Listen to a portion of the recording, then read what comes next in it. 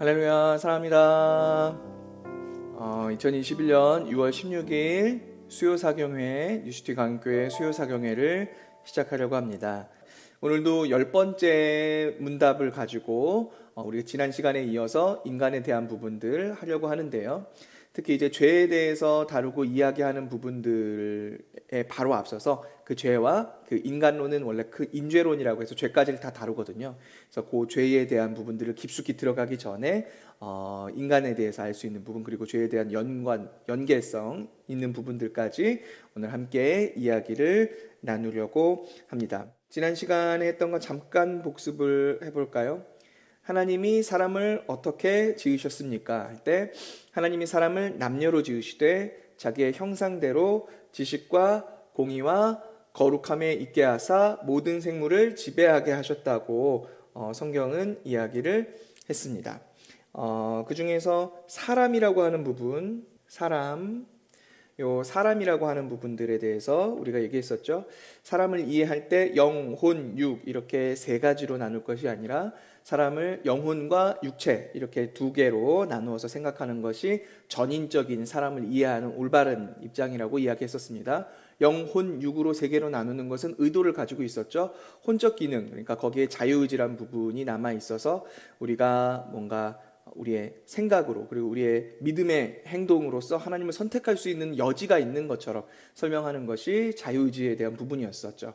첫사람 아담은 자유의지를 가지고 있었으나 그 첫사람 아담이 전적으로 타락함으로 인하여서 그 자유의지도 그 형상은 남아있을지 몰라도 기능이 상실되게 되었죠. 그래서 자유의 면모와 의지적인 면모들이 있지만 그 자유를 의지로서 그 책임을 지고 그 결과들을 누릴 수 있는 자유의지라는 것은 없게 되었습니다. 그러니까 내가 선을 행할 능력이 있어야 선을 행할 수 있는데 사람은 아예 선을 행할 능력 자체가 없기 때문에 선을 행할 수 있는 그 자유의지가 없는 것이죠. 어쨌든 그런 알미니안주의자들이 자유의지가 남아있다라고 주장하기 위해 그 혼이 우리에게는 타락하지 않고 남아있다라고 이야기하기 위한 목적으로 사람을 영과 혼과 육으로 구분해서 영과 육은 타락했으나 혼은 타락하지 않았다라고 주장하기 위해서 삼분설을 얘기했던 것이어서 성경적으로 보았을 때는 육체와 영혼 이렇게 이분으로 생각하는 것이 맞겠다 이야기를 했습니다. 그래서 영혼이 타락했고 육체가 타락해서 우리의 전적인 모든 분야가 다 타락했다. 이게 전적인 타락, 전인격의 타락이라고 얘기를 했었죠. 그때 사람이 육체와 영혼으로 나눠 있다고 얘기를 했었는데 육체와 영혼이요. 육체와 영혼으로 나누어 있다고 얘기했었는데 육체는 당연히 우리가 부모에게로부터 물려받게 되고 그렇다면 영혼은 어떻게 되느냐에 대한 생각으로 우리가 세 가지 이야기를 했었습니다. 첫 번째는 영혼 선제설이었었고요. 두 번째는 영혼 창조설이었습니다. 그리고 세 번째가 영혼 전이설이었는데요. 선제설이라는 것은 이 유대교 신비주의 카발라에서 이야기하고 있는 그런 것들이죠. 그러니까 영혼이 이미 다 하나님 앞에서 창조가 되었고 다 대기되어 있고 어떤 대기의 공간 가운데 있다가 카프의 방이라는 곳에 있다가 그 문이 하나씩 열리면서 육체가 이 땅에 태어나게 될 때 하나씩 그 영혼이 탑승하게 되는 것처럼 생각했었습니다. 그러다 보니까 육체는 악하고 영은 선해서 이 악한 육체 안에 영혼이 갇혀 있게 되다가 육체가 죽으면 그 영혼이 탈출하게 되는 것 같이 그렇게 여겨지게 되는 거죠. 그래서 영혼 이분법으로 그러니까 이원론으로 영은 선하고 육은 악하다라고 보게 되면서 여기서부터 시작된 이 카발라에서부터 시작된 이단이 영지주의까지 영향을 주었었습니다. 그래서 예수 그리스도가 우리를 구원하시기 위해서는 이 육체, 악한 육체를 입고 오실 수는 없고 그래서는 안 되고 그냥 선하신 영으로만 오셨다라고 주장하는 가현설까지 이야기되는 것들이 선제설하고 연결된 부분들이었죠. 영혼이 다 함께 이미 있다라는 거예요. 그 영혼 선제설이었었고요. 영혼 창조설이라는 것은 육체는 부모에서부터 오지만 부모에게 받지만 영혼은 부모에게서부터 받지 않고 하나님에게서부터 받는다는 겁니다. 하나님이 그때 아주 프레시하게 창조하신다는 거죠. 그러니까 하나님이 지금도 영혼을 창조하시는 사역을 멈추지 않고 지금도 계속 창조를 하고 계시고 그래서 사람은 부모에게서부터 육체가 오고 하나님에게서부터 육체가 창조되어 와서 사람을 구성한다라고 보는 것이 영혼 창조설입니다. 그러나 역시 이것도 영은 하나님께로부터 왔기 때문에 선하고 육체는 부모로부터 왔기 때문에 악해서, 그래서 이 사람이 전적으로 악하다라고 이야기하려면 그 하나님께로부터 온 선한 영혼이 인간의 악한 육신 때문에 악해지는 것으로 이야기해야 돼서, 그래서 이 경우에는 육체로부터 전가되어, 그러니까 아담에게서부터 전가되는 게 아니라 나의 육체로부터 전가된 죄로 이해가 되게 된다고 이야기를 했었습니다. 그래서 그렇다면 예수 그리스도께서 육신으로, 인간으로 오시게 된 것들도 좀 이해하기 어려워지는 부분들이 함께 발생하죠. 그래서 창조설도 개혁주의 안에서 분명히 이야기하는 분들이 있지만, 창조설보다는 사실 전이설이 많은 신학자들이, 개혁주의 안에 있는 사람들이 함께 고백하는 영혼에 대한 이해입니다. 이건 무슨 말이냐면 이 영혼도 부모에게서부터 왔다는 것이죠. 부모로부터, 육체도 아버지와 어머니로부터 그 유전자를 받아서 육체를 형성하게 되었듯이 영혼도 그 부모로부터 받아서, 그래서 전이 되어서 영혼이 그들에게서, 부모에게부터 전이 되어서 그래서 형성하게 되었다라는 겁니다.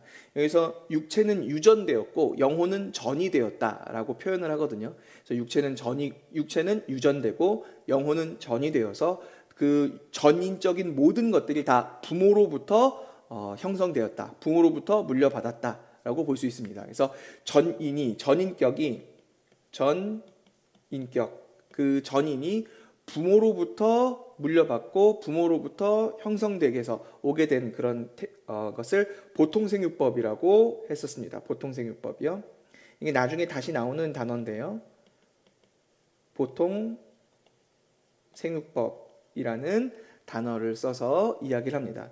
이 보통생육법으로 탄생하여 부모로부터 전인의 모든 것들을 물려받은 게 태어나게 되는 것입니다. 그것이 사람에 대한 이해였습니다. 자, 두 번째로 우리가 생각했던 것은 남녀로 지었다라고 할 때 이 남녀가 무엇인가 하는 부분들도 얘기했었죠.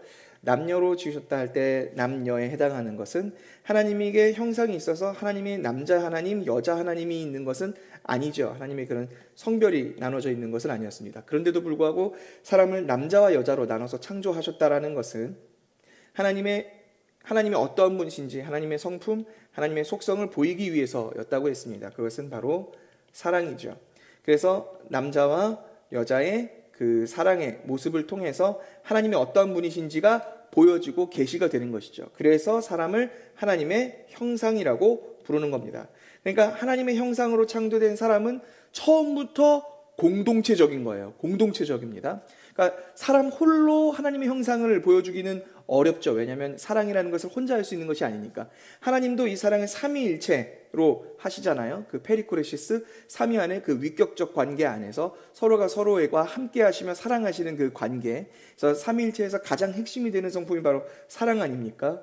그래서 하나님이 처음부터 그 관계성을 가지고 계셨던 것처럼 사람도 그 관계 안에서 하나님이 어떤 분이신지를 보여갈 수 있는 것이죠. 그래서 사람을 남녀로 창조하셨다라고 할 때 우리가 알 수 있는 것은 사람이 하나님의 형상으로 창조되어서, 그러니까 하나님의 형상으로 역할을 하기 위해 남녀로 창조되었구나. 그러니까 하나님이 어떤 분이신지를 보이기 위해, 그 사랑이 무엇인지를 보이기 위해 창조되었다. 공동체성을 가지고 있다. 남자와 여자가 그 평등하고 동등하다. 그래야 그 안에서 서로가 사랑하고 하나님 어떤 분이신지를 보일 수 있는 것이죠. 그래서 이거에 대한 오해를 가지고 있는 게 하나님의 교회 이야기를 했었죠. 어머니 하나님. 그런 교회들은 엄마 삼창하고 막 그럽니다. 엄마 막 이러면서 우리가 주여 삼창하는 것처럼 뭐 그렇게 기도하고 한다고 하더라고요.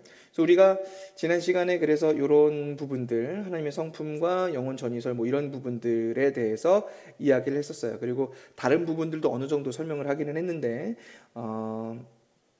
오늘 특별하게 조금 더 지난 시간에 하기도 했지만 그래도 함께 더 설명하면서 이야기할 것은 자기의 형상대로라고 하는 부분, 자기의 형상대로라고 말씀하신 부분, 그리고 지식, 공의, 거룩함을 그 형상과 관련해서 이야기하신 부분, 그리고 그것으로 모든 생물을 지배하게 하셨다라는 부분까지 해서 이렇게 세 파트로 이야기를 하고 인간에 대한 부분을 마무리 지으면서 죄로 이렇게 연결해서 넘어가려고 합니다. 그러니까 오늘 수업에도 죄에 대한 부분이 어느 정도 나오는데 일단은 인간이 무엇인가에 대한 관점에서 이제 죄에 대한 부분도 조금씩 다루고 인간에서부터 확장돼서 그리스도 그리고 교회까지도 좀 연결해서 생각해 보도록 하겠습니다.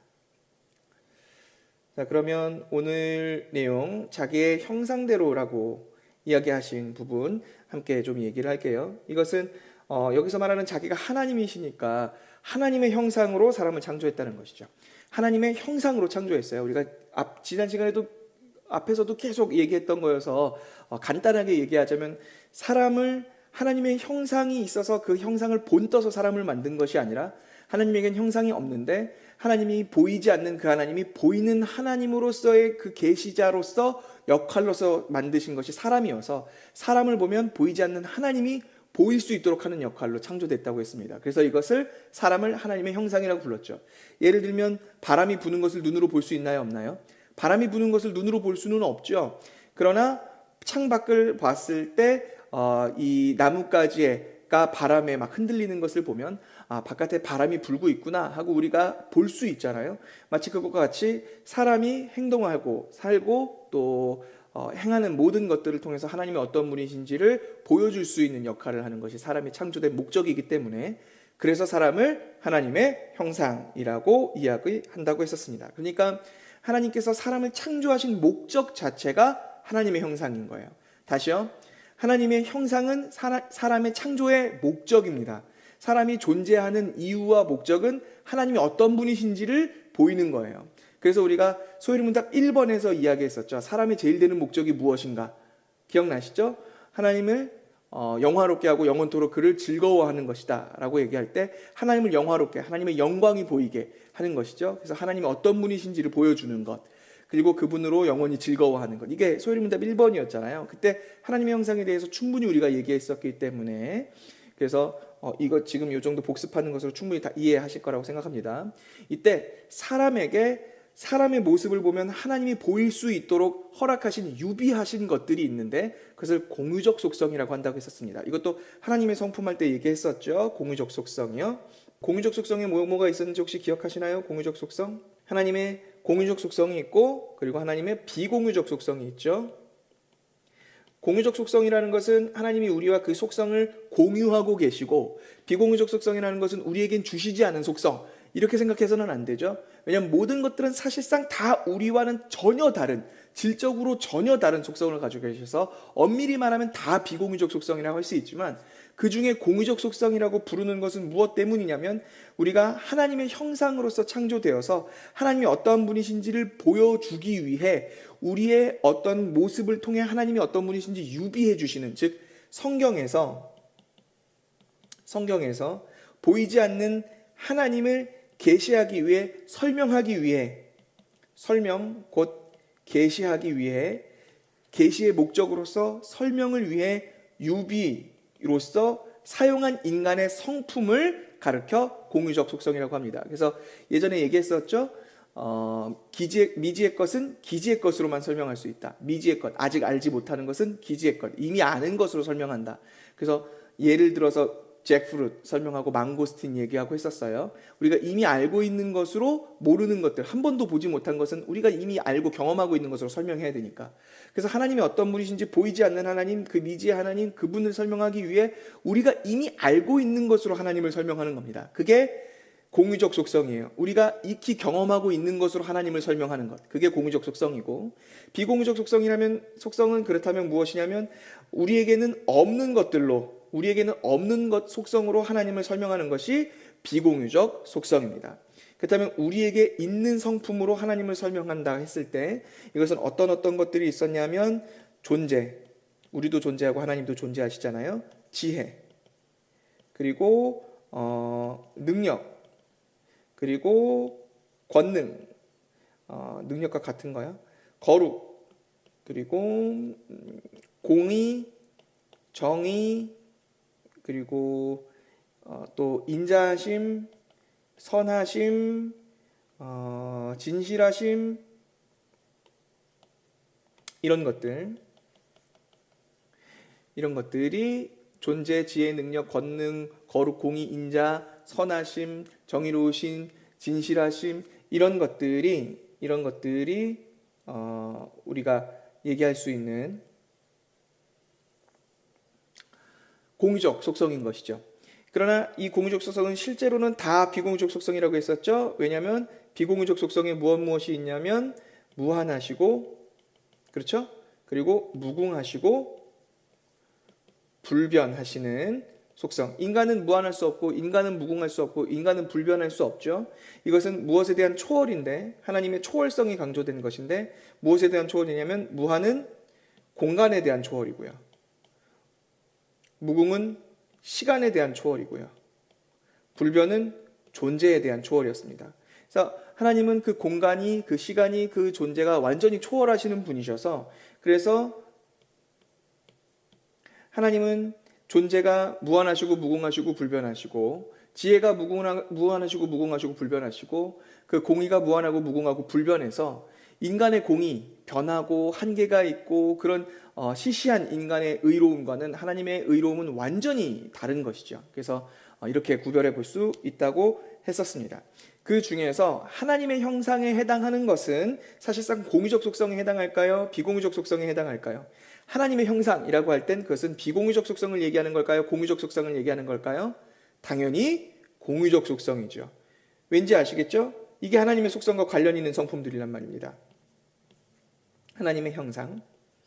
왜냐하면 하나님이 어떠한 분이신지를 보여주는 역할을 하는 것이 사람으로이고 그것이 하나님의 형상이잖아요. 하나님이 어떠한 분이신지 보여주려면 인간이 보여줄 수 있는 것으로, 인간이 경험할 수 있는 것으로 하나님을 설명해낼 수 있고 계시할 수 있어야 되는데, 그 성품이 바로 공유적 속성인 것이죠. 그래서 이 하나님의 형상이라고 할 땐 공유적 속성과 관련한 속성들을 하나님의 형상의 속성들이라고 얘기할 수 있습니다. 이 중에 이것을 카테고리를 묶어서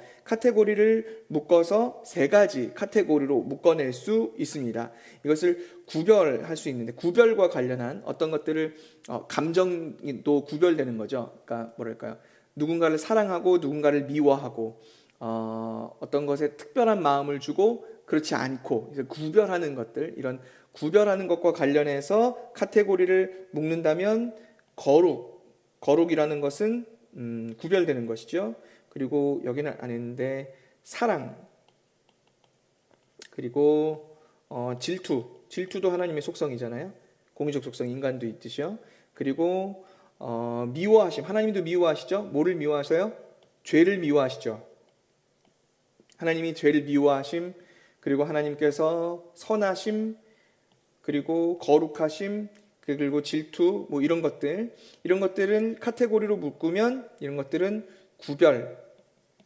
어떤 것과 구별해내는 그런 카테고리로, 구별이라는 주제로 카테고리를 묶을 수 있습니다. 좀 정리해 볼게요. 거룩, 선하심, 사랑하심, 그리고 미워하심, 그리고 질투하심, 이런 것들이 구별이라는 카테고리로 묶여질 수 있어요. 또 카테고리로 묶을 것 중에 어떤 주제로 또 묶을 수 있느냐면 능력과 관련한 것으로 묶어볼 수 있을 것 같아요. 능력이요. 능력과 관련해서 묶어보자면 권능, 능력, 그렇죠?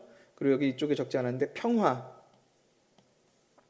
이것도 능력이 있어야 지금 평화를 유지해요.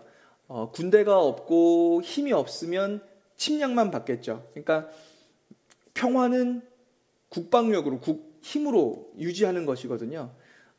그래서 평화도 능력이 있어야 되는 것이고, 공의, 정의, 이 정의와 공의도 힘으로 유지하는 것이죠. 힘, 능력, 평화, 권능, 이런 것들. 그래서 이 능력에 해당하는 카테고리로 묻자면 당연히 하나님의 권능하심, 그리고 평화, 그리고 하나님의 의로우심, 정의, 공의, 의로움, 이런 것들이 이 카테고리로 묶여질 수 있겠습니다. 그리고 남아있는 것들을 이제 카테고리로 묶자면, 남아있는 것들의 카테고리는 지혜와 관련한 것들로 카테고리가 묶여지게 되거든요. 검은색 보이려나? 지혜와 관련한 것들, 하나님의 지혜, 지식, 진실, 뭐 이런 것들이요. 인자는 이 선하심이 인자하심입니까? 자, 그래서 이 지혜로 묻는 것들은 지혜, 지식, 뭐 이런 것들과 관련해서 예측하고 뭐 이런 것들도 전부 이 카테고리로 묶여질 수 있습니다. 그래서 하나님의 형상이라는 것은 크게 카테고리를 이렇게 셋으로 나눠 놓을 수 있는데, 이렇게 셋으로 나눠 본 것들을 이름하여 붙이자면 이것은 지적인 영역이죠. 그리고 구별은 감정과 관련한 부분들이라고 할 수 있어요. 그래서 이것을 지정의라고 부를 수 있습니다. 그래서 능력은 의로움, 평화, 권능 이런 것들은 다 의로움의 영역으로 들어가는 것이죠. 그래서 이것을 지식과 의로움과 거룩함이라고 불러요. 하나님의 형상을 카테고리를 묶었을 때 셋으로 이것을 카테고리를 크게 주제를 맡으면 하나님 형상의 3요소라고 하면 그것이 각각 지식과 그 다음에 거룩함과 그리고 의로움입니다. 이것을 한마디씩 하면 한 글자씩으로 바꾸면, 한자로 한 글자씩으로 하면 지정의로 구별될 수 있겠죠. 이것은 철학에서도 사람의 그런 부분들을 카테고리를 묶다 보면, 사람의 감정과 그리고 능력과 이런 것들 카테고리를 묶다 보면 철학에서도 지정의로 묶거든요.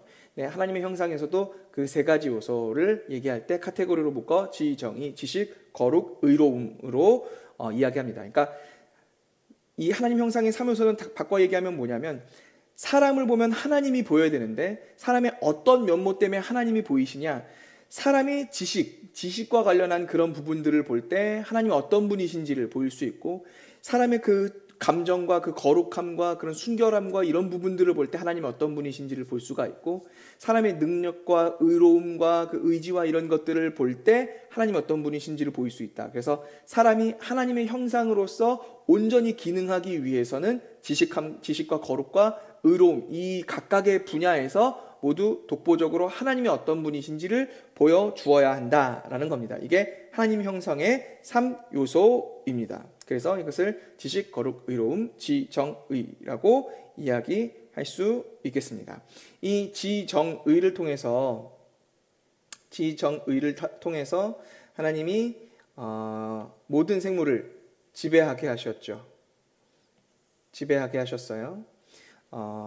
지배하게 하셨다라는 것, 요거를 조금 생각해 보려고 합니다. 지배하게 하셨다라는 것을 다른 말로 얘기하면 우리가 이해할 때 통치와 관련한 것으로 생각해 볼 수 있겠고, 이 통치와 관련할 때 리더, 그래서 왕과 관련한 이런 부분들을 떠올리게 될 겁니다. 그래서 오늘 지금 이제 얘기할 부분은 요것과 조금 관련 있는 부분인데요. 지정의를 통해서 하나님이 어떠한 분이신지 사람이 알려줄 때, 사람이 하나님이 어떤 분이신지를 지정의를 통해서 알려줘야 되는데, 그래서 첫사람 아담 같은 경우에는 아담은 지식과 의로움과 거룩함이 모두가 다 아담에게서는 정확하게 하나님 어떤 분이신지를 보여주는 사람이었었어요. 그러니까 아담은 타락하기 전에는 지정의로서 하나님이 어떤 분이신지를 보였죠. 근데 아담이 타락한 이후로는 하나님의 형상을 잃었어요. 그러니까 그 기능을 잃었다는 말이죠. 그러니까 그 지식으로도 하나님이 어떤 분이신지 더 이상 이제 보여주기 어려워지게 됐고, 거룩함으로도 하나님이 어떤 분이신지 보이기 어려워지게 됐고, 사람의 의로움으로도 하나님이 어떤 분이신지 보여지기 어려워져서, 그래서 이 후대로 갈수록 이 세 가지 전부를 다 하나님 앞에서 온전하게 하나님의 모습을 보이기에는 매우 어려워지게 되는 겁니다. 그래서 하나님은 그 지식이라는 파트, 그 주제에서 이 다른 세 가지 모두가 아니라 그 한 가지 분야에서라도 하나님이 어떤 분이신지를 온전히 보여주고 가르쳐주는 역할을 할 수 있도록 그 직분을 사람에게 주셔서 그 한 가지에 몰두하게 하셨는데, 그렇게 우리에게 주신 직분이 무엇이냐면 선지자라는 직분입니다. 그러니까 선지자는 무엇을 하냐면 하나님이 어떠한 분이신지, 그 앞으로 어떤 일들이 있을 것인지, 그래서 미래에 대한 예언을 하고 하나님이 어떠한 분이신지 하나님에 대해서 선포를 하고 하나님의 계획에 대해서 대언을 하고 하는 것들, 그래서 하나님의 그 깊은 부분에 있는 것들에 대한 그것에 대한 이야기를 하는 것이 선지자라는 직분이죠. 그래서 하나님에 대해서 온전히 알고 알아가게끔 하는 그런 역할을 선지자가 있습니다. 그리고 거룩함과 관련한 직분으로서 이 첫사람 아담은 그러니까 처음에 온전한 선지자였었던 것이죠. 근데 타락한 이후로 이 세 가지를 한 번에 보여줄 수 있는 사람이 없게 되자 각각의 직분들을 따로 주신 거예요. 이 선지자 중에서 가장 유명한 선지자가 누구냐면 잘 아시다시피 모세가 있겠죠. 모세가 선지자직의 대표라고 이야기할 수 있을 것 같습니다. 자, 그 다음 이 거룩과 관련한 부분들도 더 이상 사람에게서는 그 거룩함이 무엇인지를 보이기가 어렵게 되어서 그 후손들 중 이 한 가지 거룩함만이 하나님이 요구하시는 거룩이 무엇인지를 보여주고 가르쳐 줄 수 있도록 계시할 수 있도록 그 직분에 몰두하도록 하나님이 직분자를 세우시는데 직분을 주시고 사람을 세우시는데 그것이 바로 제사장직이죠. 제사장직. 그래서 이 제사장직은 하나님 앞에 제사를 드리고 그리고 무엇이 정한 것이고 무엇이 부정한 것인지 그 정결례와 이런 것들을 행하고 그 사람들을 하나님 앞에 이끌어오게 하고 그들이 회개하게 하고 그 죄의 문제를 해결하도록 해서 하나님 앞에 나아오도록 하는 역할을 하는 일을 제사장이 감당했습니다. 이 제사장 직분을 주신 사람들 중에 가장 유명한 사람은 누구냐면 대표로 우리가 아론을 생각해 볼 수 있겠죠. 아론. 자, 이제 그러니까 아담은 처음에 선지자이지만 동시에 제사장이었던 거예요. 온전한 제사장이었었죠. 자, 세 번째, 하나님의 그 형상을 하나님이 어떤 분이신지 보여주기 위해서는 그 의로운 모습들도 보여주어야 하는데 사람이 타락한 이후로는 의로운 모습을 온전히 보일 수 없었죠. 그래서 하나님께서는 한 직분을 사람에게 주셔서 이 모든 것들이 아니라 그것 하나에 몰두하게 하셔서 자신의 백성을 통치할 수 있게 하시는데 그것은 왕을 세움으로써 하나님이 하십니다. 그래서 그 왕에게 권능을 주시고 그러니까 능력을 주시고 통치할 수 있는 그런 힘을 주셔서 그로 백성들을 통치하게 하시고 다스리게 하시는데 그로 말미암아 평화를 유지하게 하시고 그리고 의로움을 구현하게 하시는 일을 왕이라는 직분을 통해서 하십니다. 이 왕의 직분의 가장 유명한 사람은 우리가 알다시피 다윗인 거예요. 그래서 각각에게 이 모세와 아론과 다윗으로 대표되어지는 직분이 있고 이 세 가지 중요한 직분은 하나님의 형상 3요소에서부터 왔다라는 것을 알 수 있습니다. 그러니까 하나님이 어떤 분이신지 온전하게 보이기 위해서 반드시 필요한 직분이에요. 첫사람 아담은 선지자이자 제사장이자 왕이었는데 그런데 시간이 갈수록 이 사람들에게서는 이 세 가지를 온전하게 구현하기가 어려워지게 되면서 직분 한 가지씩만을 맡아가지고 하도록 되게 된 것이죠. 예를 들어 노아만 하더라도 자기 가족의 가장이었고 선지자이고 제사장이었습니다. 아브라함만 해도 민족의 리더였고, 그렇죠? 그 자기 친척들과 민족들의 리더였잖아요. 그래서 왕으로서 다스리는 역할들을 했었고 하나님께 제사를 그가 직접 드렸고 하나님과 교제하고 하나님의 음성을 듣고 선지자였습니다. 아브라함만 해도 선지자이고 제사장이고 왕이었었죠. 그게 후대로 지나가면서 조금씩 갈려져 나가기 시작하는데 제일 먼저 갈려진 것은 선지자와 그 제사장의 사이를 나눈 것이었습니다. 그래서 모세가 이 제사하는 것까지를 전부 다 맡아 한 것이 아니라 아론 제사장이 세워지게 됐죠. 그리고 가나안 땅에 들어간 이후로도 왕은 아직 세워지지 않아서 왕과 선지자를 겸직해서 있었던 사사가 있었어요. 근데 이 사사가 갈수록 그 역할들을 온전하게 하지 못하게 되자 선지자 역할을 하는 사람과 왕의 역할을 하는 사람을 하나님이 구별해서 주셨고 그래서 선지자, 제사장, 왕으로 나눠지게 됩니다. 그래서 결국 이 세 가지 중요한 직분은 한 가지씩을 온전하게 수행할 때 하나님이 어떤 분이신지를 보이게 되는 거죠. 근데 사람은 계속해서 타락하게 된 이후로 선지자조차 제대로 감당하지 못해서 거짓 선지자들이 나타나기 시작하죠. 하나냐와 같은 거짓 선지자들도 나타나기 시작하고 제사장들도 타락하고 그런 일들이 생깁니다. 그래서 엘리 제사장과 같이 영적으로 둔감해진 제사장들이 나타나고 그리고 이 하나님께 제사드리다 죽는 사람 홈리와 비느하스 같은 그런 사람도 있고 그리고 나중에는 이 제사장 직분을 매점하고 매관하고 막 이런 일들도 역사에서는 발생하게 되죠. 왕도 그렇죠. 모두 다 다윗처럼 성군만 있었던 것은 아니었었고 아주 극악무도한 아스와 같은 왕도 있었지 않습니까? 그래서 한 가지 직분만도 온전히 감당하지 못하게 되는 지경에 이르게 된 겁니다. 그래서 처음 원래 타락하기 전에 아담은 왕이자 선지자이자 제사장으로서 하나님의 형상이 무엇인지를 온전하게 보여주는 역할을 감당해 왔지만 이제는 그 세 가지 직분들을 한 가지씩 나누어서도 제대로 못하게 되는 지경에 이르게 되면서 갈수록 그 하나님의 형상은 훼손되게 되는 것이죠. 그래서 하나님의 형상은 보이지 않게 되는 지경에 이르게 된 것입니다. 그래서 타락이라는 것은 다른 것이 아니라 바로 이것이 타락입니다. 즉 하나님의 형상이 훼손되는 것이죠. 하나님의 형상이 그 기능을 잃어가는 것입니다. 그러니까 하나님의 형상을 잃는 것, 그 기능을 잃어버리고 그래서 궁극적으로는 그 형상을 잃어버리는 것이죠. 원래는 사람을 보면 하나님이 보여야 됐잖아요. 그게 사람이 창조된 목적이었는데 그 목적에서 이탈한 거예요. 더 이상 사람을 봐도 하나님이 보이지 않아요. 하나님이 어떤 분이신지 보이지 않아요. 그가 하고 있는 그 직분들 어디를 보아도 하나님이 어떤 분이신지 알 수가 없는 지경에 이르게 되는 것이죠. 그래서 타락이란 다시 말해 하나님의 형상을 잃은 것을 얘기하는 겁니다. 하나님의 형상을 잃고 그 기능을 잃은 것을 타락이라고 이야기합니다. 정리할게요. 타락이란 무엇이라고요? 타락이란 목적을 벗어나는 것이죠. 목적을 벗어나는 것. 그러니까 원어로는 하마르티아라고 하는데 이게 관역에서 벗어났다라는 뜻이거든요. 죄라는 것은 관역에서 벗어났다. 목적지에서 벗어났다라는 것이죠. 그러니까 죄라는 건 무엇이냐면 하나님이 사람을 창조하셨던 원래 목적에서 벗어나는 것이죠.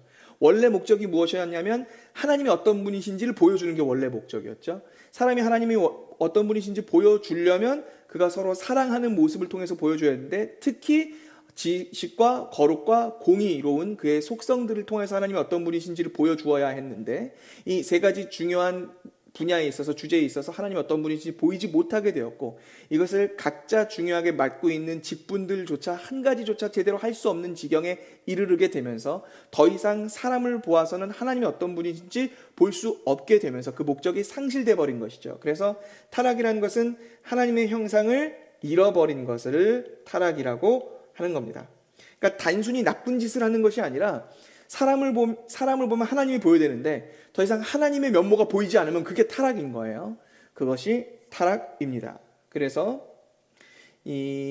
원래는 하나님이 세상에 있는 모든 생물을 지배하게 하셨죠. 왕으로서 통치하게 하셨었고 또한 선지자로서 하나님이 어떤 분이신지를 계시해주고 알려주고 그리고 그것을 이끌어주고 그 모든 것들을 가르치고 하는 역할들을 했었어야 했죠. 그래서 사사처럼 아담은 사사처럼 모든 생물들을 그렇게 통치하고 지배했어야 됐고 그리고 제사장으로서 하나님과 교제하며 하나님 앞에서 온전하게 순결하게 하나님을 사랑하며 그 모든 것들을 지배해야 했었던 것인데 이제 이런 것들이 다 훼손되게 되고 잃어버리게 되는 것 그것이 타락이다라고 이야기를 하는 겁니다. 그래서 이 지배와 관련해서 얘기하는 것이 바로 삼중직 왕, 선지자, 제사장. 다시 정리하자면 하나님이 어떤 분이신지를 보이는 것이 하나님의 형상 그것이 사람이 창조된 목적 이 사람의 창조된 목적으로서 보여줘야 할 세 가지 주제 세 가지 분야가 바로 지식, 공의, 거룩함이었고 지식과 의로움과 거룩함 이것을 지정이라고 하는데 이 각각의 하나님이 보여줄 수 있도록 하나님께서 그 주제별로 허락하신 직분들 주신 직분들이 선지자, 제사장, 왕이다라는 것이죠. 그러니까 첫사람 아담은 왕이자 선지자이자 제사장으로서 하나님의 형상을 온전하게 수행을 했는데 그 이후의 사람들은 한 가지 직분조차 제대로 하지 못하게 됨으로써 더 이상 사람을 보면 하나님이 어떤 분인지 보일 수 없게 되었다. 그것이 딱 이야기입니다. 그 인간론에서 가장 중요한 결론입니다. 자, 이제 죄에 대한 부분들로 조금씩 넘어가면서 생각하려고 하는데요. 전적 타락이라고 할 때, 아까부터 계속 전적 타락이라고 했었잖아요. 이 전적 타락이라고 하는 것은 범위를 얘기합니다. 범위. 그러니까 정도를 이야기하는 것이 아니라 정도나 깊이를 얘기하는 것이 아니라 범위를 얘기하는 거예요. 어느 정도 타락했느냐가 아니라 어느 정도 타락했느냐죠. 그러니까 얼만큼 심각하게 타락했느냐가 아니라 얼만큼 광범위하게 타락했느냐, 이게 전적 타락입니다. 그러니까 범위예요. 정도가 아니라요. 그래서 이 정도 깊이를 얘기한다면 극한으로 가는 것이 완전 타락 혹은 그렇죠. 완전 타락이라고 할 수 있겠죠. 완전히 부서져 버린 걸 얘기해요. 그러나 전적 타락이라고 하는 것은 부서져 버린 것을 얘기한 것이 아니에요. 모든 분야가 다 타락한 걸 얘기해요. 즉 무슨 말이냐면 하나님이 어떤 분이신지를 보여줘야 되는데, 하나님이 어떤 분이신지를 보여주려면 하나님이 선하신 것만큼 선해야 되잖아요. 근데 하나님 기준에 미달되도록 선한 거예요. 인간이 선하지 않은 건 아니고 선하긴 선한데 하나님을 기준으로 하나님이 어떤 분이신지 보일 만큼 충분히 선하지 않고 미달되도록 나름 선한 거예요. 이런 경우엔 이것이 타락이죠. 이거는 완전 타락이 아니라 그 분야마다 이런 식으로 모든 부분이 미달되는 거죠. 하나님의 기준에서 다 미달되는 식으로 모든 범위가 다 타락해버린 것, 이것을 전적 타락이라고 합니다. 그러니까 하나님 형상이 잃어버린 것이 타락이라고 했는데, 하나님의 형상이 모든 분야에서 전인격적인, 여기서 전적이라고 할 때 전인격적인 모든 범위에서 다 어느 한 분야도 남김없이 다 미달된다는 거죠. 다 부족하고 다 타락했고 갈수록 더 타락이 가속화되고 있다. 이것이 전적 타락입니다. 예를 들어 볼게요. 전적 타락과 완전 타락의 예를 들어 볼게요. 완전 타락이라는 것은 이런 겁니다. 머그컵이 있다고 생각해 보세요. 머그컵이 안 가지고 올라왔네요. 머그컵이 있다고 생각해 보세요. 이 머그컵이 컵이 이렇게 있는데 되게 못생겼죠? 자, 이 머그컵이 있는데 이 머그컵을 던져서 깨트린 겁니다. 산산조각이 났어요. 그래서 이게 완전히 깨져 버렸습니다. 그리고 그것을 발로 밟아가지고 막 가루로 만들어낸 거예요. 가루로 막 만들어 버렸어요. 그러면 이렇게 깨져버리고 가루가 난 이 상태의 모습을 보면 완전히 부서졌죠. 완전히 파괴돼 버렸잖아요. 완전 파괴되었고 완전히 타락하게 되었단 말이죠. 자, 이런 상태에서는 원래 컵의 모양이 보이나요? 안 보이나요? 보이지 않죠. 이런 경우에 이제 완전 타락, 그러니까 완전히 부서졌다라는 겁니다. 그런데 전적 타락이라고 하는 것은 이 컵에다가 이렇게 실을 매달아서, 그래서 약간 더럽지만 퍼세식 화장실, 이거 푸세식 아니라 퍼세식 화장실에 담그는 겁니다. 이 안에 깊은 이 똥통이 있어서, 그래서 여기다 이렇게 담궜다가 뺀다고 생각해 보셔요. 건져 올렸더니 여기에 응아가 묻지 아니한 부분이 없이 전적으로 모든 부분에 다 묻었어요. 아주 그냥 도포가 돼가지고 네, 그렇게 됐다고 생각해 보세요. 자, 그러면 이걸 보면 컵의 모양이 보일까요? 안 보일까요? 컵의 모양은 보이죠. 컵의 모양은 남아있어요. 그런데 이것이 컵의 모양으로서의 기능을 할 수 있나요? 없나요? 즉 여기다가 누군가 물을 따라가지고 이 채로 건져 올린 이 컵으로 물을 따라서 마실 수 있을까요? 없을까요? 없어요. 그러니까 기능을 할 수 없게 됐다는 겁니다. 그러니까 하나님의 형상으로서의 모양은 남아있되 하나님의 형상으로서의 기능을 할 수 없는 것이죠. 그러니까 사람은 여전히 하나님의 형상으로서 그 목적이 요구되고 있는 하나님의 형상이지만, 그런데 아무도 그 하나님의 형상으로 창조된 그가 자신의 삶과 자신의 모습을 통해 하나님이 어떤 분이신지를 진정으로 보여주고 있지 못하다라는 겁니다. 그러니까 하나님의 형상으로 창조된 그가 자신의 형상을 그 기능적으로 온전히 발휘하고 있지 못한 거예요. 어느 부분에, 전 분야에, 모든 분야에 있어서 그렇다는 겁니다. 그래서 이 전적인 타락이라고 할 때 흔히 우리가 소요리 문답 1번에서 얘기했던 것처럼 우리 삶에는 많은 삶의 영역들이 있죠. 전인격적인 모든 분야가 있습니다. 육체적인 거, 영적인 거, 뭐 때로는 뭐 공부를 하는 거, 그리고 공부하는 거, 자는 거, 그리고 사랑하고 결혼하고 뭐 하는 거, 그리고 노는 거, 이거 농구공이에요. 노는 거 또 뭐가 있을까요? 종교 생활하는 거, 네, 종교 생활하는 거, 기도하는 모습입니다. 그리고 또 뭐가 있을까요? 이렇게 일하는 거, 네, 노동도 일이고 뭐 하여튼 이런 것들, 일하는 거, 그리고 밥 먹는 거, 이런 것뿐만 아니라 모든 더 세부적으로 더 얘기할 수 있겠죠. 어쨌든 그 모든 전적인 나의 삶의 영역들과 분야, 그리고 나의 영적인 것, 육체적인 것, 할 것 없이 나의 정신적인 모든 분야에 있어서, 모든 주제와 모든 분야에 있어서 전부 다 하나님의 형상으로 창조된 그 인간의 하나님의 형상으로서의 그 모양은 유지되고 있는데, 그대로인데, 근데 그것이 한 가지도 하나님의 어떤 분이신지 보이기 위해 활용되고 있지 못하다는 거예요. 즉, 그 모든 것들이 원래는 하나님이 어떤 분이신지 그 중심을 향해서 기능을 하고 있었어야 했지만, 그래서 겉으로 하나님의 형상이, 하나님의 영광이 비춰져 나오고 있었어야 했지만, 이제 타락한 이후로는 어떻게 되느냐면 모든 것들이 다 그 가운데 나를 향하여 중심으로 하고 있기 때문에 사람을 보면 누구만 보이냐면 그 중심에 나만 보이게 되는 거예요. 사람만 보이게 되는 거죠. 그래서 사람은 창조되길 여전히 하나님의 형상으로서의 모양을 가지고 있지만 그 기능이 전적으로 단 어떤 분야이든지 간에 하나님의 온전한 분이심을 보이지 못하는 데까지 이르는 겁니다. 그것이 이제 전적 타락이죠. 그래서 완전 타락과 전적 타락은 조금 틀린 거예요. 그래서 사람에게 선한 면모가 없다라고 할 때, 네, 선한 면모는 없어요. 그런데 이것의 기준은 뭐냐면 하나님이 기준이실 때 하나님에게 그 기준, 하나님이 선하다고 이야기할 만큼 선한 사람은 아무도 없어요. 그런데 사람에게 그 모양은 남아 있어서 내가 기준이 되면 얼마든지 선할 수 있다는 말입니다. LH가 아니라 나예요, 나. 나가 기준이 되면 얼마든지 선해 보이는 것이 기준이 돼요. 나보다 저 사람이 더 선하든가, 저 사람에 비하면 내가 더 선하든가.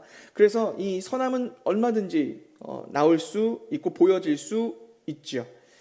그래서 이것은 전적 타락입니다. 그러니까 충분하게 완벽하게 악만 행하는 사람들은 없어요. 어느 분야에서는 착한 면모도 있고 어느 분야에서는 조금 더 나쁜 면모도 있을 수 있고, 주제별로 사람들마다 조금씩 다를 수 있고요. 그 타락의 정도도 주제마다 좀 다를 수 있고, 어떤 사람은 조금 더 타락하고 누구는 좀 이런 정도의 차이들도 있을 수 있지만, 어쨌든 완전 타락으로서 사단처럼 그냥 악만 남아있는 상태로 다 타락해버린 것은 아니다. 그래서 선해 보이는, 착해 보이는 모습들과 면모들이 있지만 그것이 하나님이 기준으로 될 때는 여전히 바깥으로 하나님의 영광을 보이는 것이 아니라 그 목적에서는 벗어나 버린 죄악이다라는 부분들이 이 전적 타락의 의미입니다. 자, 그래서 이 전적 타락으로 타락해버린 인간을 예수 그리스도께서 구원하셔야 되는데, 이것을 우리는 대속이라고 하죠. 예수 그리스도께서 대신 속량하신다. 이 속량하심은 물러주다 라는 거예요. 대신 물러주는 거예요. 값을 지불하고 물러주는 것을 대신하시는 것이죠. 그래서 대신 물러주시는 것, 이것을 대속이라고 하는데, 예수 그리스도께서 우리를 대속하실 때, 즉 우리를 구원하실 때 어느 부분을 우리를 대신하시냐, 우리를 대신하셔야 될 그 범위가 어디까지냐라는 부분들을 생각해 봐야 됩니다. 일단 인간이 죄인이죠. 그러니까 죄값이 있어요.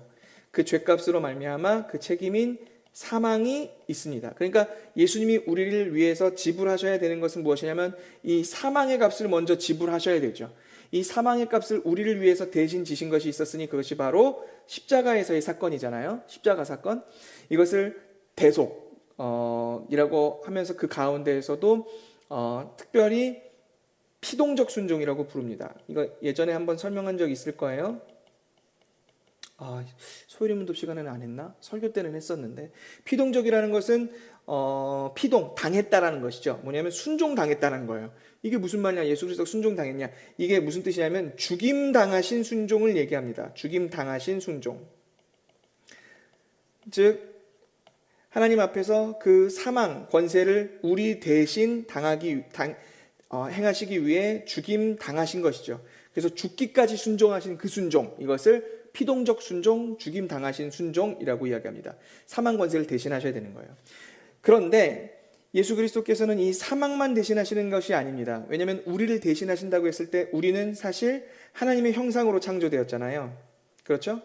그럼 사람이 죄를 지은 타락이라는 것은 그 하나님의 형상을 잃어버린 것이 이름이 타락이었잖아요. 그런데 하나님이 그 인간을 대신하시기 위해서는 그 하나님이 인간의 하나님의 형상을 잃어버린 것을 되찾아야 하는 것이죠. 즉 무슨 말이냐면 하나님의 형상을 온전히 회복해야 되는 것입니다. 인간 대신에, 인간은 하나님의 형상으로서 살아갈 수 없었기 때문에 인간 대신 하나님의 형상이 무엇인지 온전하게 회복해야 되는 겁니다. 즉 무슨 말이냐면 아담에게 요구되었던 하나님의 형상으로서의 그 요구사항을 이제 예수 그리스도가 대신하신다는 거죠. 즉 사람이 창조될 때 사람의 창조 목적을 예수님이 대신하시는 거예요. 그게 바로 예수님이 행하신 순종, 그것을 능동적 순종이라고 합니다. 우리는 흔히 얘기하기를 행하신 순종, 무엇에 행하셨느냐? 율법에서 요구하신 것을 행하셨다라고 하는데 그 율법이 요구하는 것은 무엇이냐면 결국 아담에게 요구하셨던 것과 같은 거예요. 아담에게 요구하신 것과 같다. 그건 무엇이냐면 온전한 순종. 무엇에 대한 온전한 순종일까요? 하나님 순종. 무엇에 대한 온전한 순종이냐면 하나님이 어떤 분이신지 하나님의 영광과 그 사랑을 보여주어야 할 형상으로서 살아가라는 그 순종에 대한 요구가 아담에게 있었고 그 이후로 이 요구가 계속되는 것이 율법입니다. 그러니까 율법은 다른 것이 아니라 율법대로 행했을 때 하나님이 어떤 분이신지를 보일 수 있도록 하나님이 세팅해 놓으신 요구하시는 디테일들인 거거든요. 그러니까 이 디테일들의 정점에는 하나님의 형상으로서의 삶이 있습니다. 이것을 예수님이 대신하시기로 한 거예요. 그러니까 주님이 우리를 위해서 순종하시는 것은 두 종류의 순종이 있는 것이죠. 첫 번째는 죽임당하신 순종인 피동적 순종이고 두 번째는 우리 대신 하나님의 형상을 행하셔야 하는 능동적 순종인 겁니다. 그래서 하나님의 형상을 대신하셔야 되는 것이죠, 인간이. 그런데 하나님께서 사람에게 그 공의적 속성으로서 하나님이 어떤 분이신지 보일 때 허락하셨던 그 세 가지 주제들, 지, 정, 의에 관련한 그 주제들로 하나님이 어떤 분이신지를 보일 수 있도록 인간에게 주신 직분이 선지자, 제사장, 왕이었기에 하나님이 예수 그리스도께서 이 땅에 오셔서 인간 대신에 그 하나님의 형상을 온전하게 회복하기 위하여 하셔야 할 일들은 선지자로서의 일을 하시고 제사장으로서의 일을 하시고 왕으로서의 일을 하셔야만 하나님의 형상이 온전하게 무엇인지를 회복할 수 있고 그래서 그 형상으로서 예수님은 하나님 앞에 순종하실 수 있는 겁니다. 즉 선지자로서 순종하셨고 제사장으로서 순종하셨고 왕으로서 순종하신 거예요. 그래서 제사장으로서 순종하신 것은 피동적 순종으로 나아가기 위해 자신을 제물로 드리시고 그리고 자신을 우리에게 떡으로 주시고 화목제물 먹는 거잖아요. 그 먹는 그리고 그 진설병을 먹는 그 제사장에게 진설병을 주시는 그 떡처럼 오시고 그 모든 것들이 제사장과 관련한 것들로서 되는 것이죠. 그리고 선지자로서 하나님이 어떤 분이신지를 가르치고 그리고 의로움이 무엇인지 천국이 무엇인지를 가르치셨죠. 회개하라 천국에 가까이 왔느니라 하면서 천국은 마치 무엇과 같고 비유하시고 하나님은 나라가 무엇인지를 가르치시고 예수 그리스도가 왜 오셨는지 인간이 왜 죄인인지 이런 것들을 깨닫게 하셔서 죄를 알게 하시고 천국을 알게 하시고 진짜 하나님이 원하시는 그 의로움의 기준이 무엇인지 알려주시는 역할을 선지자로서 계속하셨죠. 그러니까 예수님이 하신 사역은 이렇게 나눠지는 겁니다. 또한 예수님은 이제 우리의 왕이 되셔서 우리 가운데 좌정하시고 우리를 통치하시고 우리를 지배하시고 성령을 통해 우리를 사로잡아서 하나님 나라 예수 그리스도가 왕이신 나라를 살게 하십니다. 그것이 천국이잖아요. 그러니까 예수님은 왕이시란 말이죠. 그리고 그 왕이 다시 오실 것입니다. 그래서 새하늘과 땅 하나님 나라 그 땅이 임하는 날 왕이 귀환하는 날인 것이죠. 자, 그렇게 예수 그리스도는 선지자로서 제사장으로서 왕으로서 우리 대신 순종하신 거예요. 이것이 그리스도의 삼중직입니다. 세 가지 중요한 직분. 그러니까 그리스도의 삼중직은 하나님의 형상에서부터 온 거예요. 하나님의 형상, 그리고 하나님의 형상을 보이기 위한 하나님의 형상의 삼요소 지정의, 그리고 하나님의 형상의 지정의를 보여줄 수 있는 세 가지 직분, 그게 선지자, 제사장, 왕, 그리고 이것을 예수 그리스도께서 순종하심으로 하나님의 형상을 온전히 회복하고 율법을 순종함. 즉 율법을 순종하는 것과 하나님의 형상을 회복하는 것은 같은 말인 거예요. 그래서 예수 그리스도의 삼중직까지 나오게 되는 것입니다. 삼중직을 온전히 감당하심으로써 순종하셨어요. 즉 예수님은 삼중직으로 순종하셨고 삼중직에 대한 순종이 곧 율법에 대한 순종이었고, 그 율법에 대한 순종이 곧 처음 하나님의 원래 본의, 우리에게 요구하셨던 그 본의에 대한 순종으로 하나님이 여겨주심인 것입니다. 그렇기 때문에 누군가가 십자가에서 우리를 위해서 죽으시고 다시 사신 그런 것들만, 죽으심만이 이것을 복음이라고 이야기를 한다면, 그리고 그 앞에 예수 그리스도의 생애와 관련한 부분들에 대해서는 그렇게 크게 중요하게 다루지 않는다면, 이런 식의 복음은 복음이 아니에요. 이것은 복음이 아닙니다. 왜냐하면 복음이라는 것은 예수 그리스도의 십자가에서의 죽음만을 얘기하는 것이 아니라, 그가 인생을 통해서, 전 인생을 통해서 예수 그리스도가 어떻게 선지자로, 제사장으로, 왕으로 사셨는지를 얘기하는 것이 바로 능동적 순종, 즉 하나님이 예수 그리스도가 하나님의 형상을 어떻게 회복하시고 인간 대신 순종하셨는지를 보여주는 부분이기 때문입니다. 그래서 죽으시고 다시 사신 것만 이야기하는 것은 복음이 아니고, 그걸 얘기하는 것은 복음이 아니에요. 그러니까 복음주의에서 얘기하는 복음이라는 것은 잘못된 겁니다. 복음주의는 예수 그리스도가 어떤 분이신지, 하나님이시고 그가 우리를 위해서 죽으시고 사시고 몇 가지 말로 치환해서 얘기하는데, 사실 예수 그리스도가 행하신 모든 그 하나님의 형상과 세 가지 중요한 직분과 이런 것들을 알지 못하는 채로는 복음이라고 얘기할 수 없는 거예요. 그리고 이 복음이라는 것은 그래서 기독론 전체를 가리키고 인간론과 기독론을 아우르는 조직신학적인, 교리적인 모든 부분을 다 아울러서 얘기할 수 있어야 하는 겁니다.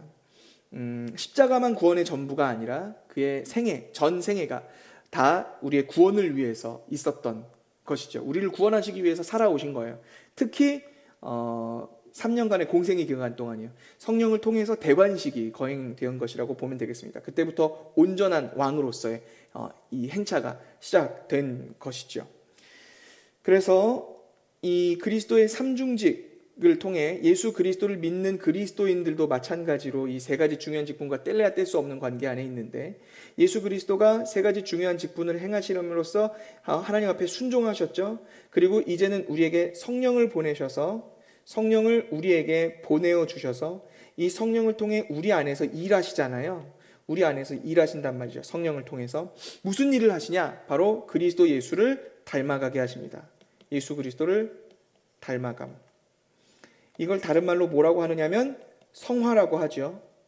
성화되어 간단 말이에요. 근데 이 성화, 예수 그리스도를 닮아간다고 할 때 예수 그리스도의 어떤 면모를 닮아갈까요? 바로 우리를 위해서 하셨던 선지자, 제사장, 왕으로서의 역할을 닮아가는 거예요. 그러니까 예수 믿은 사람들은 이제 예수 그리스도를 닮아갈 때 그리스도가 선지자였던 그 선지자를 닮아가고, 그 예수 그리스도의 제사장직을 닮아가고, 예수 그리스도의 왕직을 닮아가는 겁니다. 그래서 그리스도인들도 선지자로서, 제사장으로서, 왕으로서 살아가야만 하는 것이죠. 그래서 이것이 선지자로서, 제사장으로서, 왕으로서 이 성화의 3요소가 바로 지, 정, 의에 대한 부분을 선지자, 제사장, 왕으로서 하는 것이고요. 그래서 이 지, 정, 의, 성화의 단계에서 회개를 통해서 우리가 죄인임을 알고 예수 그리스도를 닮아가잖아요. 회개를 통해서 성화, 예수 그리스도를 향해 나아가는데, 이 회개의 3요소도 바로 그래서 지, 정, 의가 되는 겁니다. 다시, 회개의 3요소가 뭐라고요? 지, 정, 의. 그래서 성화의 3요소인 선지자, 제사장, 왕으로서의 지, 정, 의와 거룩과 지식까지 이르게 되는 겁니다. 그래서 회개는 그래서 지적인 부분들이 매우 중요하죠. 이게 왜 죄인지, 내가 죄인임을 깨닫는 거예요. 내가 죄인임을 깨닫고, 정, 슬퍼하는 것이죠. 슬픔이 없다면 회개가 아니에요. 슬퍼하는 것이죠. 애통하는 것입니다. 그리고 의, 그것에 대한 책임을 지고, 그리고 내 삶이 완전히 바꿀 수 있도록 돌이킴이 있어야 되죠. 돌이킴. 그러니까 그 이전과 그 방향의 액션이 달라지는 겁니다. 액션이 달라져요. 그 의로, 권능으로, 능력으로 자기의 삶을 통치하고 다스려서 책임을 지도록 나를 몰아가고, 책임진 이후에 그 삶은 그 이전과는 다르게 돌이켜지는 것이죠. 액션, 행동으로 나와야 되는 거예요. 이 슬픔이라고 하는 부분이 없으면 이것 또한 회개가 아니죠. 이 슬픔은 두 종류가 있는데, 첫째는 자기에 대해서 슬퍼하는 겁니다. 이게 무슨 말이냐면 내가 잘못한, 내가 이 죄 때문에 내가 이 모양 이 꼴이 됐구나 하고 뉘우치는, 그러니까 자책하는 거죠. 자책. 내가 그때로 돌아갔으면 이걸 하지 않았을 텐데. 이거는 회개가 아니에요. 이거는 그냥 자기 연민입니다. 자기 스스로를 슬퍼하는 거예요.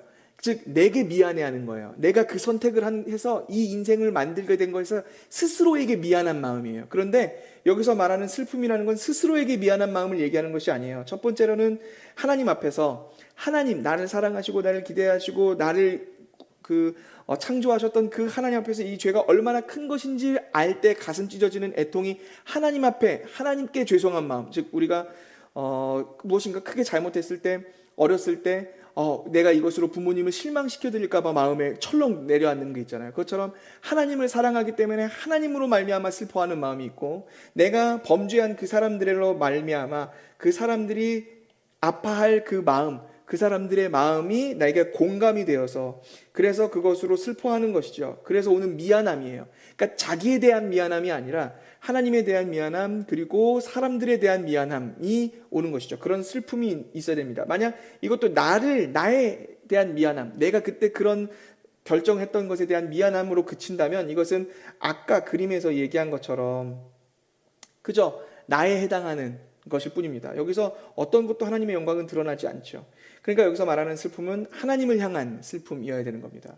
그리고 이 죄에 대해서 알았던 그 사람은 죄뿐만 아니라 내가 돌이키려고 하고 행동하려고 해도 성령의 도우심이 없으면, 즉 예수 그리스도가 우리에게 주시는 성령의 도우심이 없으면 나는 아무것도 아니라는 그 구원자가 내게 필요하다라는 지식까지로 다시 성장하게 되고 알게 되고, 그래서 그 예수 그리스도를 바라보게 되고 그 그리스도 예수를 닮아가게 되고 그를 사랑하게 되고, 그래서 더 나의 온전한 삶이 예수 그리스도를 닮아가는 삶으로 계속해서 이것이 반복 사이클로 일어나는 것이죠. 지정의 이것이 계속 알게 되는 거예요. 죄에 대해서 알고 슬퍼하고 그것에 대해 책임지고 내 힘으로는 어떻게 할 수 없다는 것을 알아 구원자를 바라보고 구원자를 알아가고 그 슬픔이 주를 향한 사랑으로 바뀌고 그 책임 이후에 돌이키는 나의 삶의 액션으로 바뀌고 내 삶을 통치하고 다스리는 것으로 계속해서 나아갈 때 이 회개의 3요소인 지정의를 통해서 성화가 이루어져 가는 것입니다. 그리고 이 성화를 도와주는 것, 그리스도인들 한 사람 한 사람의 성도들이 성화를 이루어 가도록 도와주기 위해 우리에게 주신 것이 무엇이냐면 예수님께 세우신 것이 그것이 교회인데, 그래서 교회는 그 안에 있는 사람들로 하여금 이 세 가지 중요한 직분, 하나님의 형상의 3요소, 즉 하나님이 어떤 분인지를 교회를 통해서 보여주시는 일들을 하기 위해, 그래서 지, 정, 의, 지식, 거룩, 의로움, 선지자, 제사장, 왕으로서의 이것들을 교회가 쭉 이어서 회개의 3요소와 성화의 3요소를 연장하여 그들이 온전하게 하나님에 대해서 알아갈 수 있도록 가르쳐야 하죠. 그래서 교회는 말씀을 가르칩니다. 그렇죠? 하나님이 어떤 분이신지 가르친단 말이에요. 그의 계시를 통해서. 그리고 그 제사장으로서 그들이 온전히 하나님의 그 마음을 공감할 수 있도록, 그것을 경험할 수 있도록 경험시킵니다. 그것을 위해서 그 말씀이 우리 가운데 경험되도록 하는 것이 바로 성례죠. 그래서 보이지 않는 것을 보이게, 그리고 느낄 수 없는 것을 느낄 수 있게, 만질 수 없는 것을 만지게, 맛볼 수 없는 것을 맛보게 함으로써 그것을 충분히 경험하여 우리의 마음까지도 가시적으로 바뀔 수 있게 해주는 것이거든요. 그래서 그것이 성례입니다. 그래서 세례, 성찬 이런 것들이죠. 이것이 성례로서 교회가 해야 할 일들이고요. 이 성례가 온전히 거행된다면 사람들은 내게 주신 은혜가 무엇인지 그냥 단순히 머리로만 하는 것이 아니라 몸으로 느낄 수 있게 됩니다. 그리고 이제 성도들이 온전하게 삶을 자기의 예수 그리스도를 닮아가도록 자기의 삶을 통치하고 다스릴 수 있도록 도와줘야 되는데, 교회가 성도가 이것을 제대로 하고 있지 못할 때 때로는 권면하기도 하고 때로는 징계하기도 하고 때로는 다독이기도 하고 때로는 위로하기도 합니다. 이것을 뭐라고 하냐면 권징이라고 합니다. 권면하고 징계하는 것이죠. 그러니까 위로하고 다독이고 때로는 혼내기도 하고, 그래서 이끌어가는 것입니다. 그래서 말씀, 성례, 권징 이 세 가지를 교회의 표징 세 가지라고 합니다. 교회의 표징 3요소죠. 그러니까 지금 이게 다 하나님의 형상에서부터 왔다라는 걸 아시겠죠? 하나님의 형상, 하나님의 형상의 3요소, 지정의 3중직, 그리고 그리스도의 3중직, 그리고 회개의 3요소, 성화의 3방향, 그리고 교회의 표징 3요소, 교회의 표징 3가지. 이것이 전부 다 하나님의 형상과 관련이 있습니다.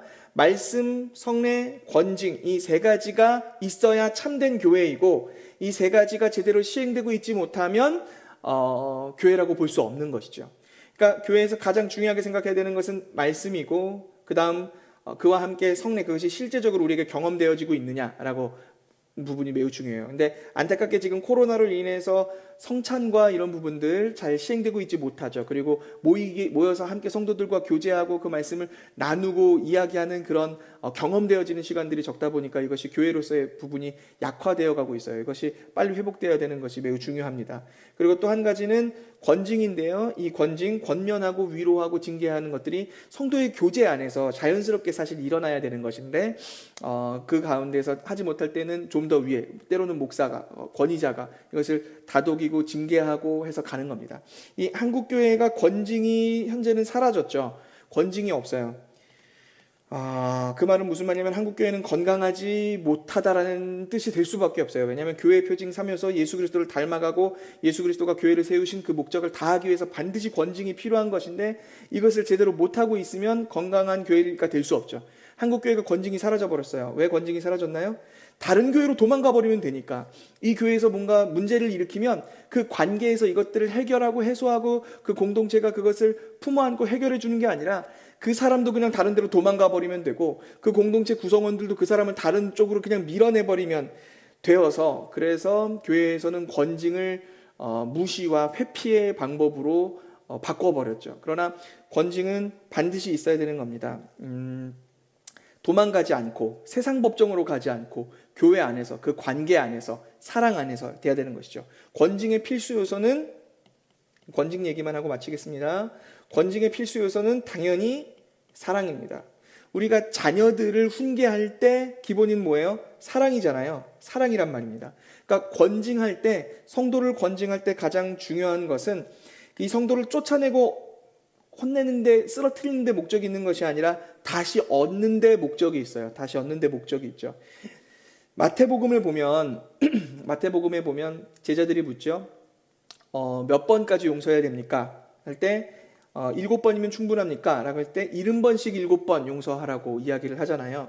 예수님이 그렇게 이야기를 하시는데 그러면서 권징에 대한 가르침을 그 이후에 이어서 하시거든요. 그 권징에 대해서 가르치실 때 보면 그가 한 사람이 가서 그와 이야기하고, 그 이야기를 듣지 않으면 두세 사람이 가서 이야기하고, 두세 사람이 가지 않으면 교회에 이야기하고, 교회의 이야기를 듣지 않으면 출교시키라는 얘기가 나옵니다.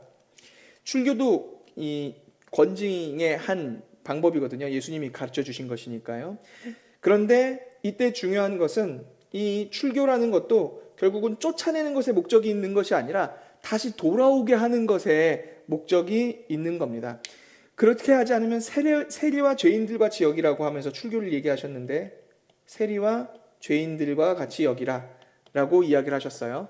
근데 이 글을 쓰고 있는 사람이 바로 마태였죠. 마태. 그 현장에 마태도 있었어요. 세리와 죄인같이 여기라. 쫓아내란 말이 아니죠. 마태도 세리였는데 예수 그리스도의 제자가 되었잖아요. 그러니까 결국 예수님이 이야기하시는 것은 무엇이냐면 사랑으로 그를 얻기 위해 권징해야 한다라는 겁니다. 아끼기 때문에 권징하는 겁니다. 즉 무슨 말이냐면, 만약 한국교회에 권징이 없어서라는 문제라는 얘기를 듣고, 그렇구나, 한국교회에 권징이 없는 게 문제구나, 한국교회를 살리기 위해서는 권징을 해야겠다라고 하면서 저 사람과 나 사이에 성도 간에 서로의, 그리고 목회자와 성도 간의 사랑이 확인되지 않았는데, 그러니까 아무 의심하지 않는, 저 사람이 나에게 저런 말을 하는 의도가 뭘까, 사랑이라는 걸 빼면 다른 이유가 없구나라고 알고 저 사람이 사랑으로 내게 정말 얘기하는구나를 서로가 아는 그런 것이 확인되지 않는 사이에서 사랑이 아닌 상태에서 권징을 할 수 없다는 겁니다. 그러니까 권징의 유일한 조건은 사랑이에요. 사랑하지 않는다면 권징해서는 안 돼요. 어설프게 사랑하지 않는 사람을 교회의 권익을 위해서 지금 나서서 권징해야 이 교회가 온전해지겠다고 나서서 권징하면 사람을 잃게 됩니다. 그럼 그것은 오히려 권징의 목적을 벗어나는 것이기 때문에 그것은 옳은 권징이 아닌 것이죠. 교회의 목적을 상실하게 된 겁니다. 그러니까 권징은 쓰러뜨리는 게 목적이 아니라, 내쫓는 게 목적이 아니라 아끼기 때문에 다시 세우기 위해서 권징하는 겁니다. 다시 세우기 위해 권징합니다. 이걸 꼭 기억해 주시기 바랍니다. 교회에서는 권징을 할 때 다시 세우기 위해서 권징합니다. 목회자는 그 성도를 권징할 때 그를 사랑하기 때문에 그것에 확신이 있을 때만 권징을 하는 겁니다. 그렇게 물론 그렇지 않은 목사님들도 있겠지만 그래야 하는 것이죠. 네, 다시 세우기 위해서, 쓰러뜨리기 위한 목적으로 하는 것이 아니라 다시 세우기 위해서 권징합니다. 이때 우리가 쉽게 사랑하는 것을 사랑하면 덮어주는 것이라고 생각하는 경우들이 많아요. 덮어주는 것. 그러니까 그의 범죄를 덮어주는 것. 그의 범죄를 눈 감아주는 것. 이거 사랑인가요? 아닌가요? 제가 지금까지 설명한 대로 하면요, 이거는 사랑이 아니에요. 왜냐하면 권징하지 않았잖아요. 권징과 사랑은 같은 것이란 말입니다. 권징하기 때문에 사랑하는 것이고 사랑하기 때문에 권징하는 것이거든요. 지금 무슨 말이냐면 권징하지 않는다면 그를 다시 세우고 싶은 마음이 없는 거예요. 그는 권징하지 않는다면, 그의 성령이 그 마음 가운데 깨닫고 돌이키게 하지 않는다면, 그 관계를 통해서 다시 기회를 삼고 그를 성장하게 하지 않는다면 그는 여전히 그 죄 가운데 남아있을 것이고, 그는 성령의 이끄심을 받지 않는 사람이라는 강한 증거가 돼버리는 것이기 때문에 그를 정말 사랑한다면 권징해야 되는 것이죠. 그러니까 범죄를 덮어주는 것, 범죄를 눈 감아주는 것은 사랑이 아닙니다. 없었던 일처럼 할 수 없어요. 그거를 드러내는 것이 사랑입니다. 그러니까 이 권징을 할 때는 이 믿음이 있어야 됩니다. 이걸 덮어줘야 이 사람이 살 것 같은데 그렇지 않아요. 덮으면 죽는다고 믿어야 돼요. 이 문제를 덮어버리면 이 사람이 죽을 거라고 믿어야 돼요. 이걸 드러내는 것이, 이것을 권징하는 것이 이 사람을 궁극적으로는 지금은 힘들지 몰라도 이 사람을 궁극적으로는 살리는 것이라고 믿어야, 그래야 그것을 드러내고 그것을 책임지게 하고 그것에 대해서 권징을 하고 그것에 대해서 돌이키게 하고 그것에 대해서 회개하게 하고 할 수 있는 거예요. 그러니까 교회는 사랑하기 때문에 권징하는 겁니다. 다시 한번 얘기합니다. 이거는 자녀들에게도 그대로 해당하는 것이죠. 덮어주는 것이 사랑이 아니에요. 그 권징에 그것이 드러남으로 힘들어하고 아파하고 하겠죠. 그러나 그 아픔에 같이 동참해주고 같이 참여하고 함께 옆에 계속 있어주는 거예요. 부모가 자기 아들이 잘못한 것을 눈 감아주면 되나요? 도둑질했으면 그 집에 가서 이 아이가 이거 도둑질했다고 이걸 값을 지불하고 대신 해야죠. 그래서 이 아이가 거기서 수치스러워하고 힘들어하고 하면 그 아이를 안아주고 옆에서 함께 그것을 힘들어해주고 같이 슬퍼해야 되는 것이죠. 그게 부모로서의 역할인 것처럼 교회가 그렇단 말입니다. 교회 성도가 혹은 교회 목회자가 누군가가 잘못을 했을 때 이것을 덮고 넘어가면 살 것 같지만 그렇지 않아요. 덮으면 죽는다고 믿어야 되고 이것을 드러내야 산다고 믿어야 됩니다. 이것을 권징해야 살릴 수 있다고 믿어야 됩니다. 수술을 해, 이게 안에 암이 세포가 생겼으면 수술을 해서 암세포를 제거해야지만 살 수 있을 거 아니에요. 마치 그것처럼 이 사람에게 그것이 죄가 있을 때 이것을 드러내야 살릴 수 있는 겁니다. 다만 이때 정의가 목적이 아니라 사랑이 목적이라는 거예요. 사랑을 위해 정의를 행하는 거죠. 그래야 그를 살릴 수 있는 거예요. 그렇기 때문에 정의를 행할 때 그를 버려두고 내팽개치는 것이 아니라 그의 옆에서 같이 힘들어해주고 같이 함께 해주는 겁니다. 그게 정의인 것이죠. 마치면서 다시 강조하는 것은 범죄를 덮어주는 것은 사랑이 아니다. 덮어주면 죽는다고 믿어야 된다. 그것을 드러내는 것이 사랑이다. 주께서 그를 살리실 것을 믿음으로 그것을 드러내고 그것을 권징하고 그것을 권면하고 위로하고 징계하고 책임지게 하고 돌이키게 하고 그 모든 과정 가운데 함께 하면서 옆에서 그 곁을 지켜주는 것, 그것이 권징이다. 주께서 우리에게 그렇게 하셨다. 성령을 우리에게 보내셔서 우리의 죄를 드러나게 하시고 그 모든 것들에 대해서 책임을 지게 하시고 예수 그리스도를 닮아가게 하시고 우리가 애통하는 그 과정 가운데 우리와 함께 하셨잖아요. 그것이 권징이다. 네, 오늘은 여기까지 하겠습니다. 수고하셨습니다. 사랑합니다. 오늘은 여기까지 하겠습니다. 수고하셨습니다.